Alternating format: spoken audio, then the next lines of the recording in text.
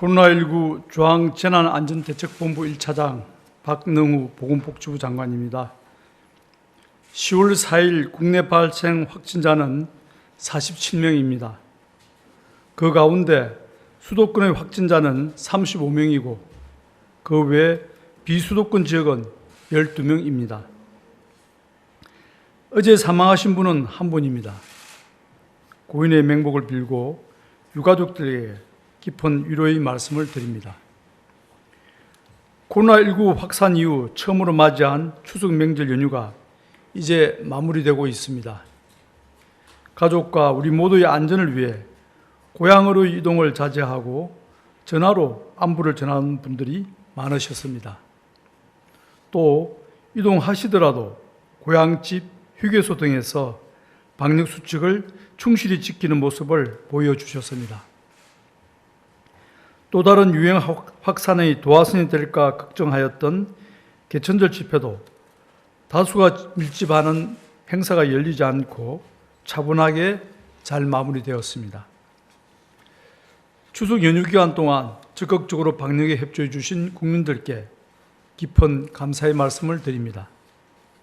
정부도 중앙정부와 지자체가 힘을 합쳐 총력을 다하며 연휴 기간 동안 추석 특별 방역 대책을 충실히 이행하고 현장을 집중 점검하였습니다.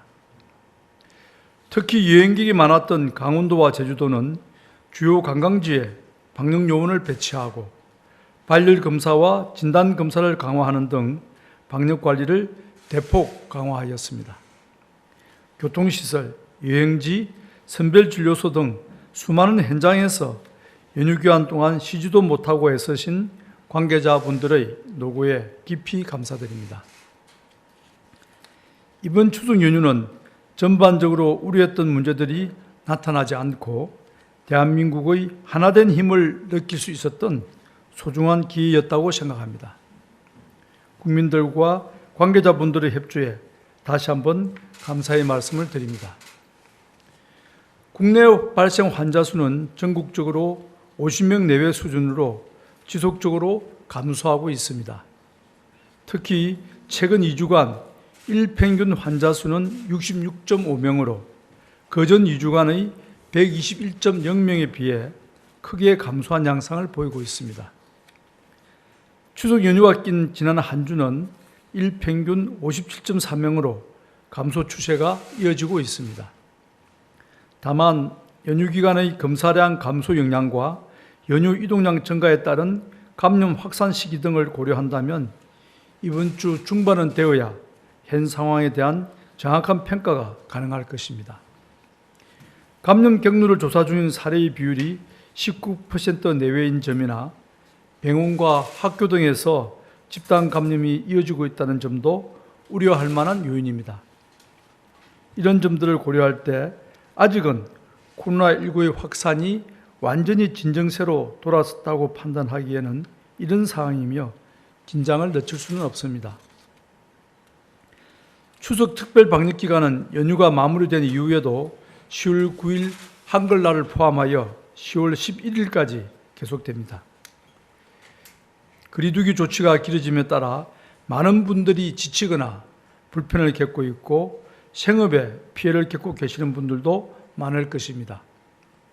그러나 이번 특별 방역 기간을 어떻게 보내느냐가 하반기 코로나19의 유행 양상을 결정지을 것이기에 조금만 더 함께 노력해 주실 것을 부탁드립니다. 특별 방역 기간이 종료된 이후의 거리두기 단계를 어떻게 조정할지는 이번 주까지의 유행 양상과 위험도 등을 종합적으로 평가하여 금주 내에 결정할 예정입니다. 마스크 착용 의무화에 따른 과태료 부과 방안에 대해 말씀드리겠습니다. 감염병 예방법 개정을 통해 마스크 착용을 의무화하는 행정명령과 미착용 시의 과태료 부과 규정이 신설되어 오는 10월 13일부터 시행될 예정입니다. 이에 따라 구체적인 과태료 부과 방안을 마련하였습니다. 마스크 착용을 의무화하는 행정명령은 거리두기의 단계와 시설의 위험도 등에 따라 다르게 적용됩니다.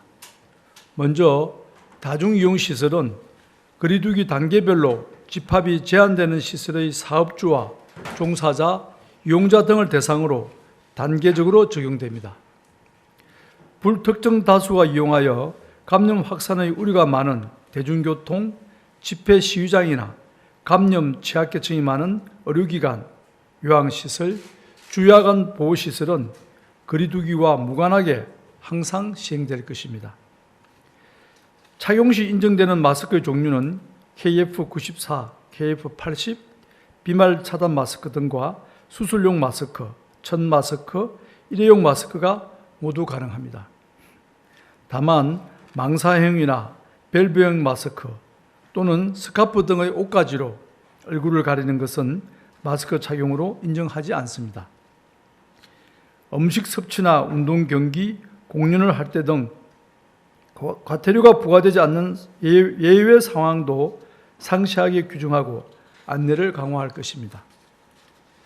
국민들의 수용성을 제고하기 위해 11월 12일까지 30일간의 계도 기간을 둘 것이며 이후에 적발되는 위반 행위는 10만 원의 과태료가 부과됩니다. 보다 상세한 내용은 보도 참고 자료를 확인하여 주시기 바랍니다. 마스크는 코로나19 백신이 아직 보급되지 않은 지금 상황에서 감염을 막을 수 있는 가장 확실한 방어책입니다. 과태료 부과는 이에 대한 이행력을 확보하기 위한 수단일 뿐이며 마스크 착용이 우리 생활 방역 문화에 뿌리 깊게 자리하려면 전적으로 국민 여러분들의 동참이 필요합니다. 마스크 착용은 자신뿐만 아니라 가족과 이웃의 안전을 지키는 배려라는 점을 잊지 마시기 바랍니다. 최근 환자 발생 양상이 차츰 안정화되면서 생활치료센터의 가동률이 7.7%로 낮아짐에 따라 효율적인 센터 운영 방안을 논의하였습니다. 정원 300명 이상의 센터를 중심으로 운영을 유지하되 이 외의 센터는 단계적으로 운영을 종료할 예정입니다.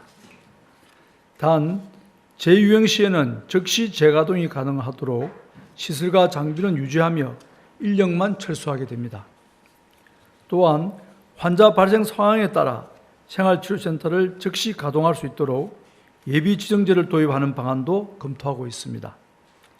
예비지정 단계에서부터 지역 주민들과 충분히 소통하고 생활치료센터가 안정적으로 운영될 수 있도록 준비해 두겠습니다. 다음으로 코리아 세일 페스타의 방역관리 방안에 대해 말씀드리겠습니다. 코리아 세일 페스타는 코로나19로 어려운 경제 여건 속에서 내수 진작과 경기 반등을 위해 올 11월 1일부터 15일까지 보름간 개최될 예정입니다. 이번 행사는 기획 단계부터 온라인과 비대면 중심으로 추진하며 오프라인 행사는 최소화할 계획입니다. 또한 거리두기 단계별 가이드라인을 제시하여 유행이 확산되는 경우 오프라인 행사는 온라인 행사로 전환하거나 행사의 취소, 연기 등이 이루어질 수 있도록 철저히 관리하겠습니다.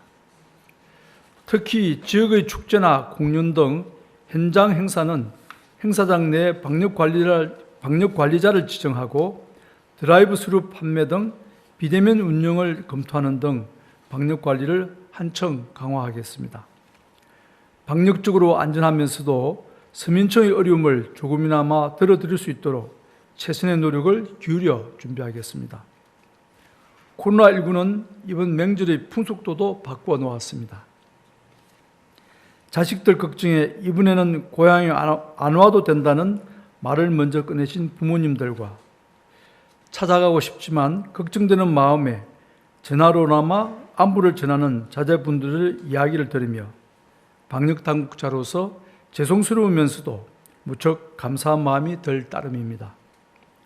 하지만 아직 추석 특별 방역기간은 끝나지 않았습니다.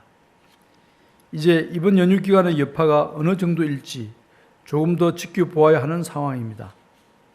또 공휴일인 한글날이 낀 이번 주말의 연휴도 남아 있습니다.